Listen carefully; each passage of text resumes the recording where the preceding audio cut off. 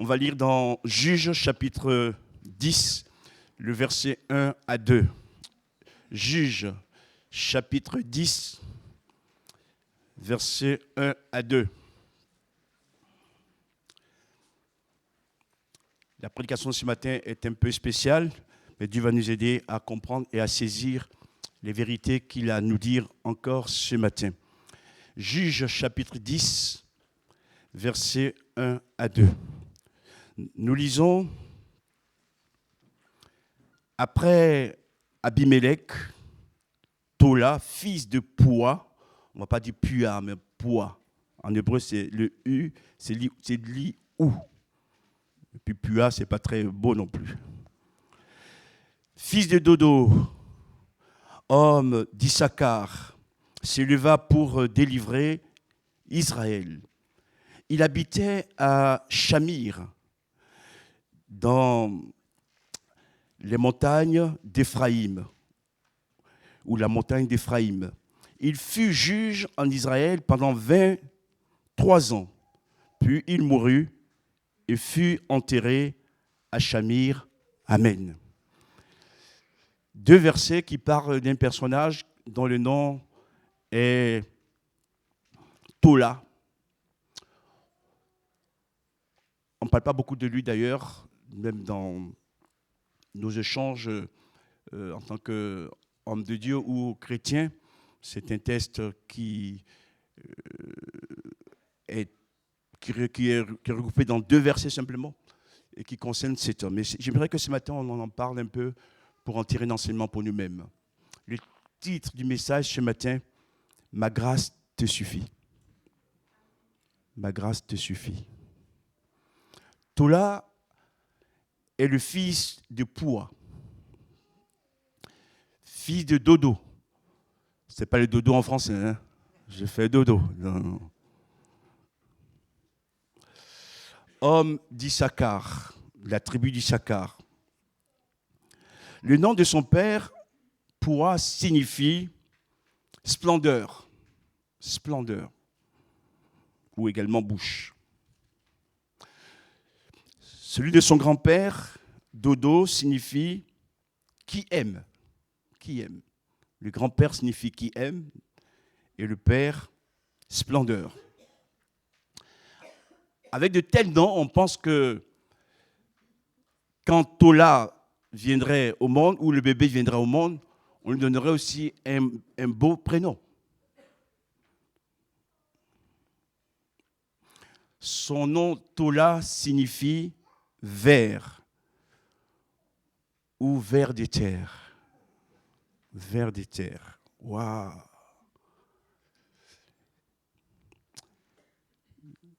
Il y a quelque chose qui ne va pas là, non? Le grand-père, celui qui aime. Le père, splendeur. Et lui s'appelle ver des terres. Waouh! Ça commence mal, hein? Et ce que je voudrais dire ce matin, dans nos familles, il peut arriver aussi que ces genres d'histoire existent.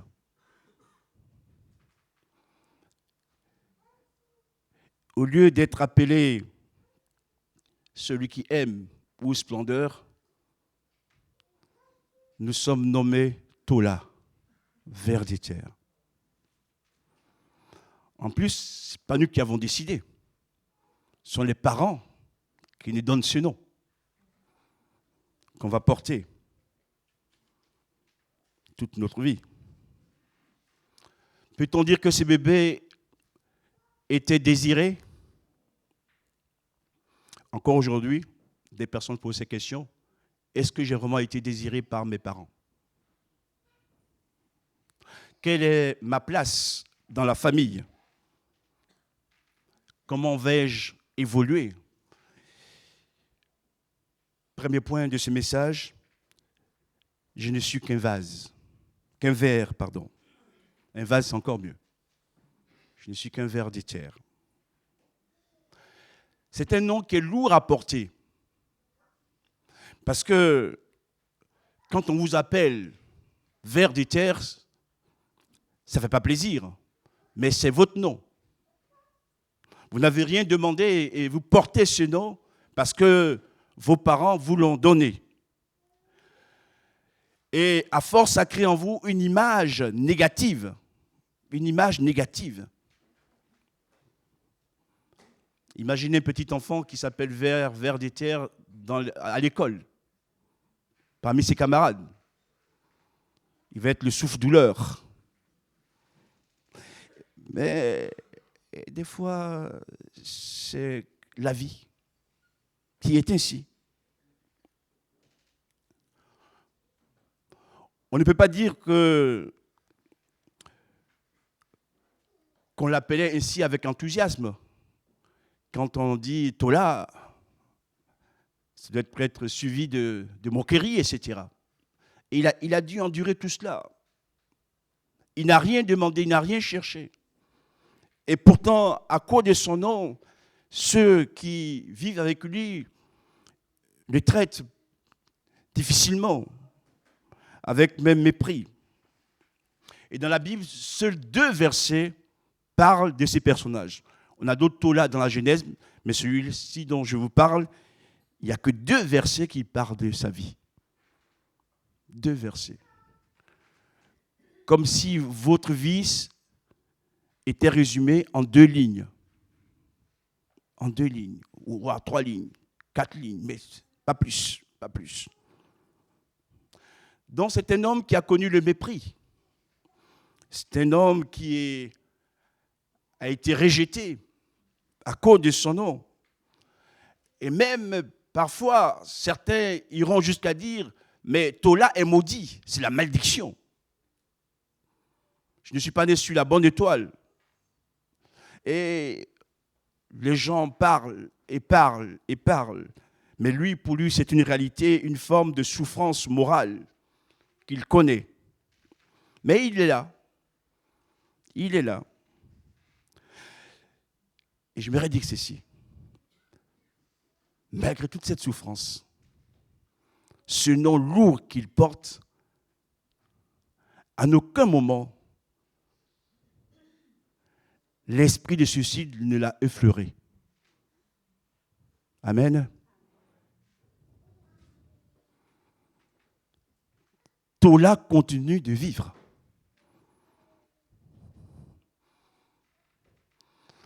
Tola ne se laisse pas emprisonner par tout ce qu'il a pu entendre, tous les jugements, etc. Il sait qu'il est là et il se maintient dans sa vie, dans sa relation avec Dieu, malgré les nombreuses souffrances morales, voire physiques. Qu'a-t-il fait pour mériter tout cela? Et nous le voyons dans le texte, il n'a rien fait, puisque c'est le père qui lui donne le nom, ou les parents qui lui donnent ce nom. Il n'a rien demandé, et il doit porter ce nom jusqu'à sa mort. Jusqu'à sa mort. Qu'a-t-il fait pour mériter cela? Des fois, nous disons aussi, Seigneur, mais qu'est-ce que j'ai fait pour mériter cela? Pourquoi dois-je souffrir?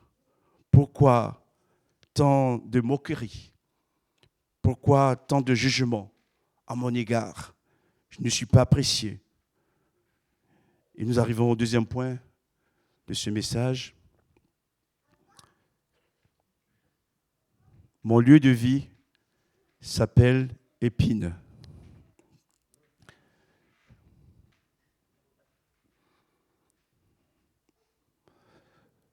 Mon lieu de vie s'appelle Épine. Waouh! Non seulement je ne suis qu'un ver, mais mon lieu de vie, s'appelle Épine, au pluriel. La Bible dit que Tola habitait Shamir. Et Shamir signifie en français épine.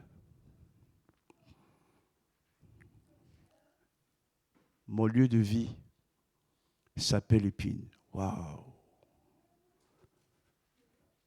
Un environnement hostile. Il y a de l'opposition. Il y a de la souffrance. Mais le monde aussi est comme un monde d'épines. Et certaines familles également aussi. Pour ne pas dire presque toutes les familles. L'environnement est hostile. Qu'est-ce qu'on fait?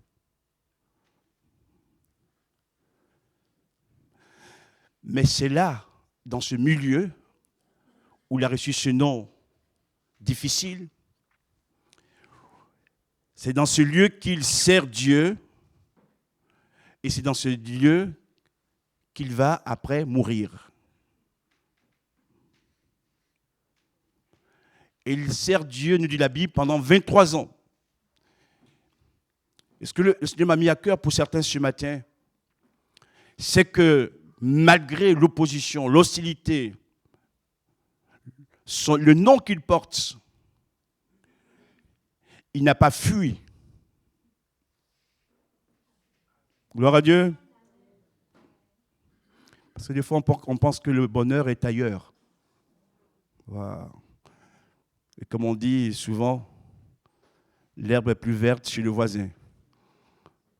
Mais si vous regardez de loin, allez-y d'abord vivre et vous comprenez que ce n'est pas le cas toujours. Et ce que j'aime dans ce texte, en 2 versets bibliques, c'est que malgré tout ce que je viens de vous dire, qui est lourd, qui est difficile, cet homme reste dans son environnement.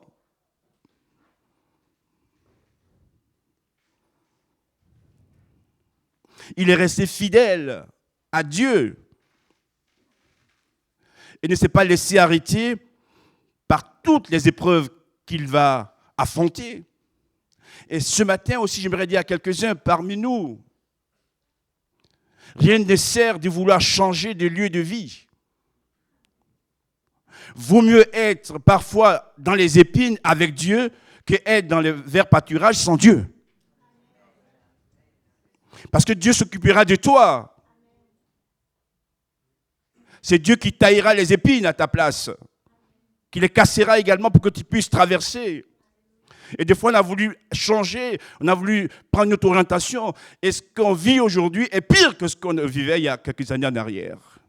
Que ce matin, Dieu nous accorde sa sagesse, sa grâce et son intelligence. C'est vrai que tu verses des larmes, que ça fait mal les épines. J'enseigne quelque chose. En ce moment, on est en train de tailler la haie de la maison. Et on a une plante que j'aime pas du tout. Elle fait des épines partout. Et même à l'intérieur, j'ai mis mes gants. L'épine m'a transpercé et m'a piqué. Waouh! Alors j'ai dit à mon épouse, j'ai mal. J'ai mis donc un pansement. Pour moi, c'était OK. Et 2 jours à 3 jours après, j'ai toujours mal. Elle me dit, mais fais voir ton doigt. Elle le regarde. Elle me dit, il y a un petit bout noir qui est sur... donc, il reste quelque chose. Et on appelle notre spécialiste, Johanna, qui me l'a enlevé. Voilà. Donc, c'est pas agréable, les épines. C'est pas agréable, c'est vrai. C'est pas agréable. Mais cet homme est là pour nous donner une leçon de vie. Quelle que soit ta souffrance, tes larmes, l'environnement qui est hostile, si Dieu est avec toi, qui pourrait être contre toi? On l'a chanté d'ailleurs. Dieu est là. Dieu est avec toi là. Comme Dieu est avec nous. 3e point du message. Tola est un homme modeste, un homme humble, un homme discret. On a besoin d'apprendre de lui. 3 qualités essentielles. Être modeste. Autrement dit, il compte sur la grâce de Dieu pour lui venir en aide. Il ne fait pas sa tête, il ne prend pas les décisions tout seul. Il s'attend à Dieu. 2e qualité ou trait de caractère, il est humble. Il est humble. Si nos souffrances Si les problèmes qu'on doit vivre et traverser doivent nous rendre orgueilleux ou orgueilleuses, c'est qu'on n'a pas compris quelque chose.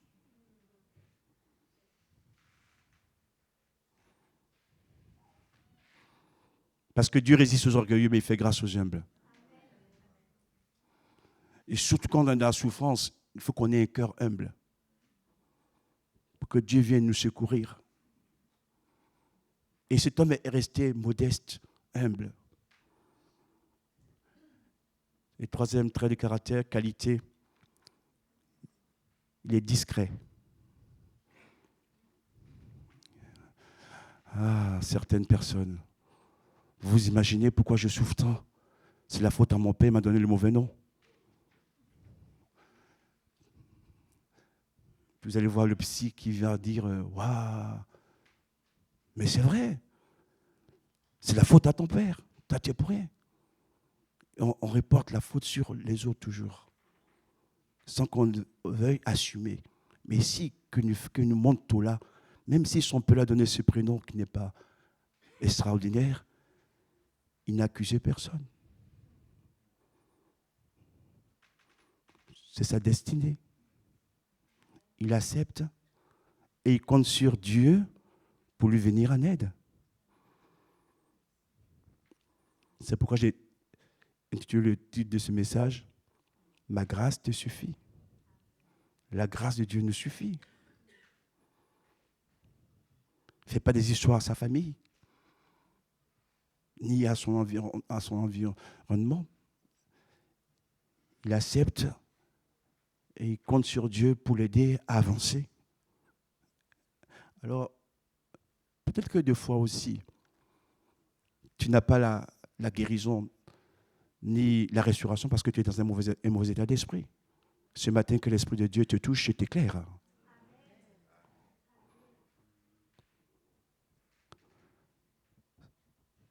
Alléluia. Sois modeste, sois humble et discret.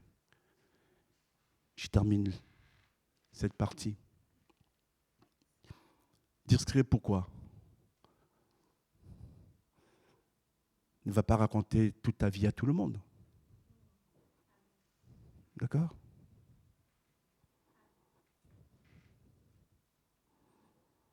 Il y a des choses qu'on doit garder pour soi. Parce que plus tu racontes à tout le monde, les gens alimentent cela. Et alimentent ta vie dans l'incrédulité. C'est qui s'oppose à la foi. Et plus on parle mal de toi ou parle de toi partout, mais la prière, elle n'est plus efficace. Parce que Dieu exauce la prière de foi. Gloire à Dieu. Toutes ces mauvaises paroles, il ne faut pas qu'elles viennent pour bloquer ton bonheur. Pleure devant Dieu. Crie à Dieu. Et lui saura te guérir. Il saura te restaurer. Il saura t'aider parce que Dieu est juste et Dieu est fidèle. Amen.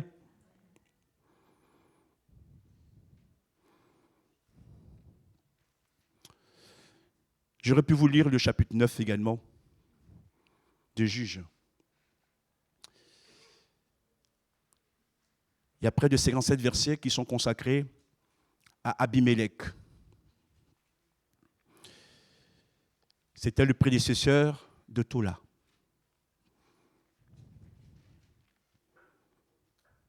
Tola vient après Abimelech. Abimelech signifie « mon père est roi ». Mon père est roi. Et Tola, ver de terre. Waouh! Pour succéder à un tel personnage, ce n'est pas facile. Hein? Quand celui qui a régné avant moi s'appelle « mon père est roi » et que j'arrive, je m'appelle ver de terre, je ne vais pas aller loin. Hein? Erreur de casting, on va dire. Mais non, Dieu sait ce qu'il fait. Dieu sait ce qu'il fait. Tola, il n'a que 2 versets. Mais Tola est resté fidèle à Dieu jusqu'au bout. Alors qu'Abimelech, qui s'appelait mon père est roi, à faire n'importe quoi. Il a assassiné ses frères. Il a voulu à tout prix être le chef, le roi. Et vous savez comment il a fini? Il a fini assassiné. Vous pouvez le lire chez vous. Or, quand on lit l'histoire de Tola, il a gouverné Israël et il est mort de sa belle mort. Waouh! Là, on pourrait dire, mais à l'un est consacré 57 versets, avec un nom pareil, et l'autre que 2 versets et un nom terrible. Ce n'est pas comme ça on calcule. Ça, c'est encore le calcul des humains. Aux yeux de Dieu, Tola a plus d'importance qu'Abimelech. C'est ça le plus important, frères et sœurs. Et il ne s'est pas comparé à l'autre en disant, mais ça va être difficile la succession quand même, hein? Je ne vais pas y arriver par rapport à lui. Mais non, il rentre dans sa destinée. Il accepte et il va faire ce que Dieu lui demande de faire. Et j'ai mentionné 2 versets pour nous encourager ce matin aussi. Le premier verset, c'est 2 Corinthiens chapitre 12, verset 10. 2 Corinthiens chapitre 12, verset 10. Quand je suis faible, c'est alors que je suis fort. Amen.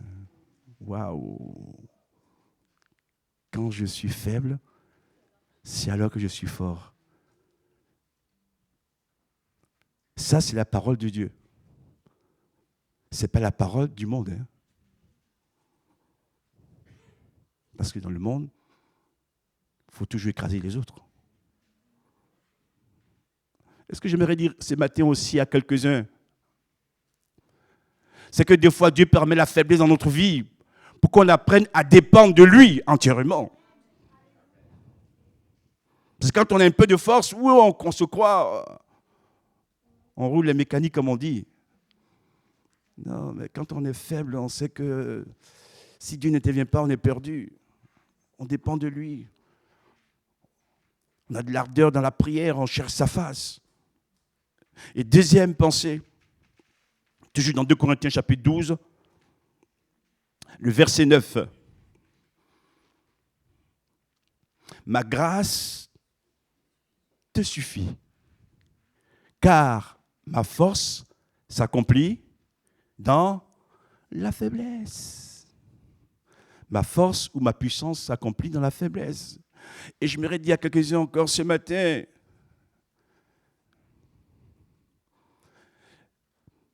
ne méprisez pas votre faiblesse. C'est parfois le signe que Dieu va utiliser pour vous restaurer et relever. Ma grâce te suffit, car ma force s'accomplit dans la faiblesse. Là où on ne peut plus rien faire, on est impuissant. C'est alors que Dieu commence à agir. Gloire à Dieu.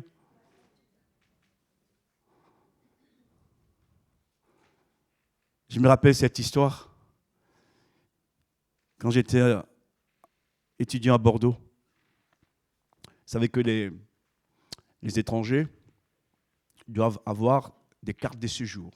Il est renouvelé, en tant qu'étudiant, dans mon cas, 1 fois par an. Et une année, il me manquait un papier. J'avais déjà fait la connaissance de Laurence. Et ces papiers, humainement parlant, c'était compliqué, quoi. On a prié le Seigneur pour nous venir en aide. Et quelques jours après, on a reçu ces papiers. Gloire à Dieu. L'administration, alors qu'on n'a fait aucune démarche. C'était la main de Dieu. Grande faiblesse, grande panique, mais Dieu est venu agir. Donc, la faiblesse n'est pas toujours mauvaise en soi. D'accord? C'est peut-être le commencement de la victoire dans ta vie. Gloire à Dieu. Laissons les autres nous juger. Mais nous, on sait qu'on dépend de Dieu. Et c'est lui qui va changer notre faiblesse en force. Parce que la force qu'on va recevoir, elle ne vient pas de la terre, elle vient d'en haut. Gloire à Dieu. Conclusion. Malgré toutes ces souffrances, toutes ces épreuves, le poids de ce nom qu'il porte, cet homme nous apprend quelque chose. Est un enseignement pour nos vies en tant qu'enfants de Dieu.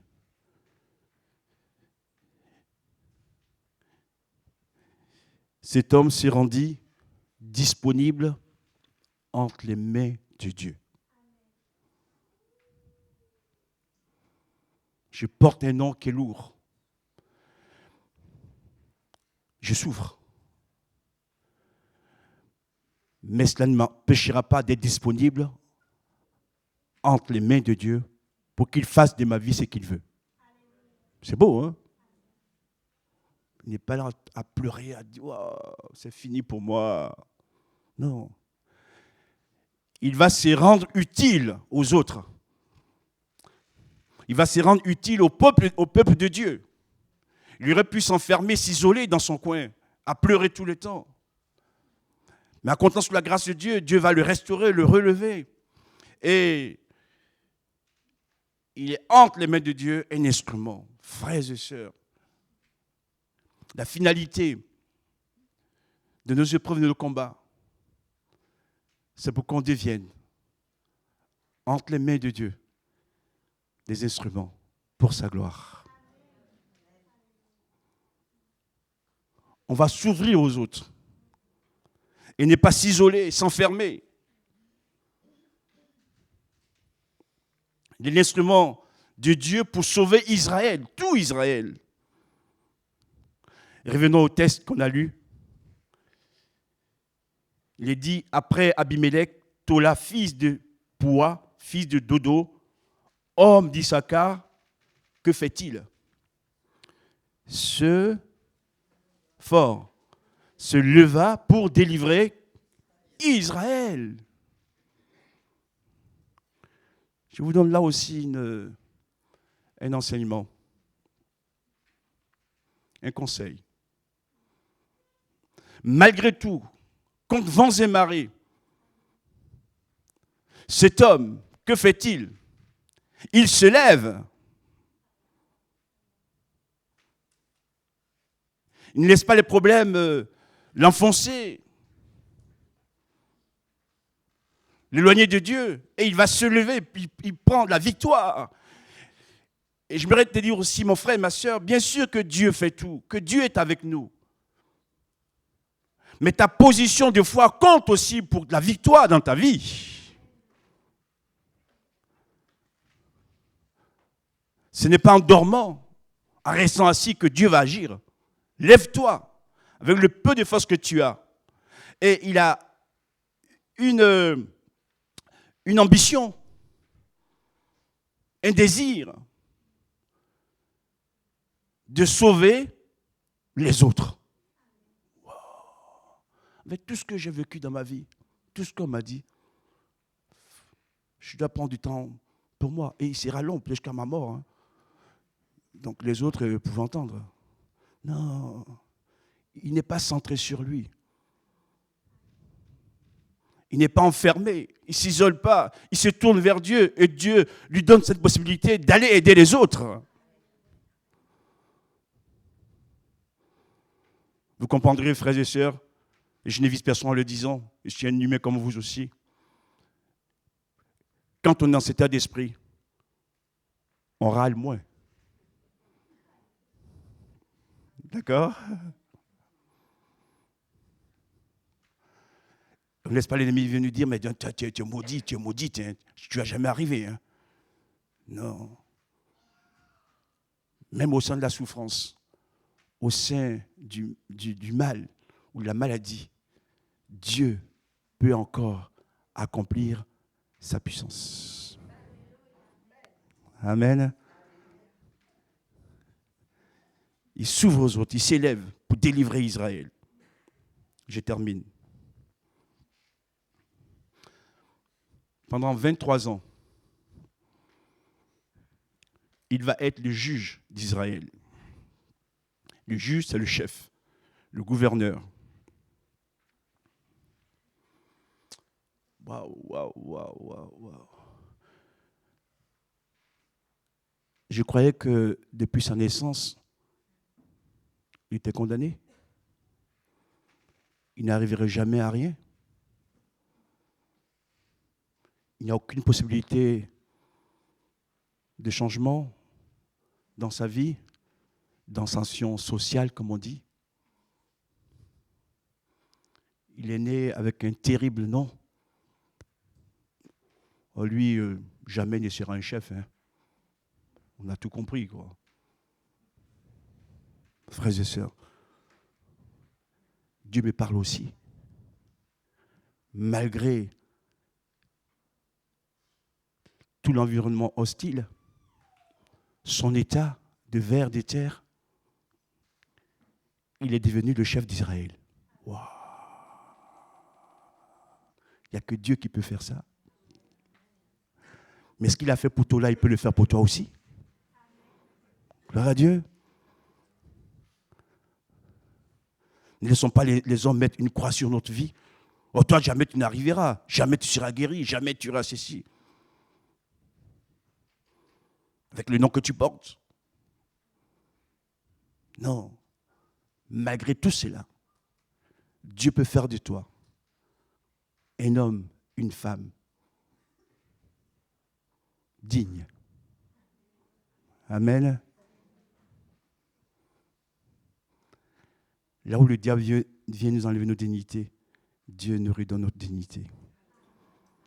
Là où il vient voler notre bonheur, Dieu nous accorde à nouveau le bonheur. Là où on nous dit qu'on ne peut rien, qu'on n'est rien, Dieu nous dit que nous sommes ses enfants et ses fils. Gloire à Dieu. Notre avenir, il est lumineux. Pas parce que nous sommes forts, brillants, mais parce que Dieu est avec nous. Gloire à Dieu. Donc toi aussi, quel que soit ce que tu es aujourd'hui, Dieu peut te transformer et t'élever pour faire de toi un instrument à sa gloire, un chef aussi. Une chef. Alléluia. On peut applaudir le Seigneur, bien sûr. Gloire à Dieu. Il n'y a que lui qui peut faire ça. Et je termine. Il habitait dans la montagne d'Éphraïm.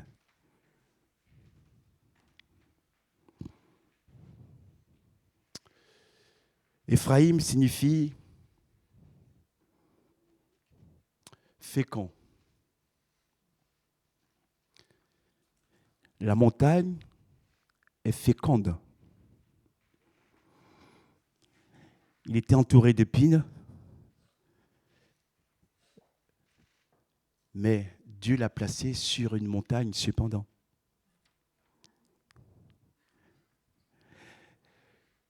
On peut mettre l'accent uniquement que sur les épines.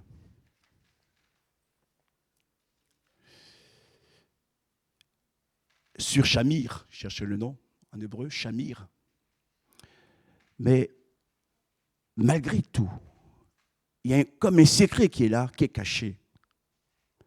Il habite Shamir, dans la montagne d'Éphraïm. Il habite dans les épines, dans la montagne féconde. Waouh! L'Esprit me montrait ceci. Des fois, même quand on est environné des ténèbres, d'épines, Dieu déjà par avance a la solution pour nous sauver. Elle est cachée. Nous, on voit que les épines. On oublie Éphraïm. Mais il y a Éphraïm qui est là aussi. Parce qu'il faut une sortie. Il faut une grâce. Mais je sais, comme quand je parlais le message, quand on souffre, on regarde plutôt à nos souffrances. On ne voit pas le reste. Et ce matin, je me te dire que cesse de regarder à Shamir, regarde maintenant à Ephraïm. Gloire à Dieu. Là où tu étais stérile, il y a la vie. Là où il n'y avait plus rien, Dieu vient intervenir. Et pour nous dire quoi? Finalement, quelles que soient nos origines, les erreurs de nos parents, Dieu a placé en nous une source féconde. Je ne peux terminer ce message sans citer son nom. C'est Jésus. La source féconde, c'est Jésus. La source intarissable, c'est Jésus. Et il est avec nous. Il est là.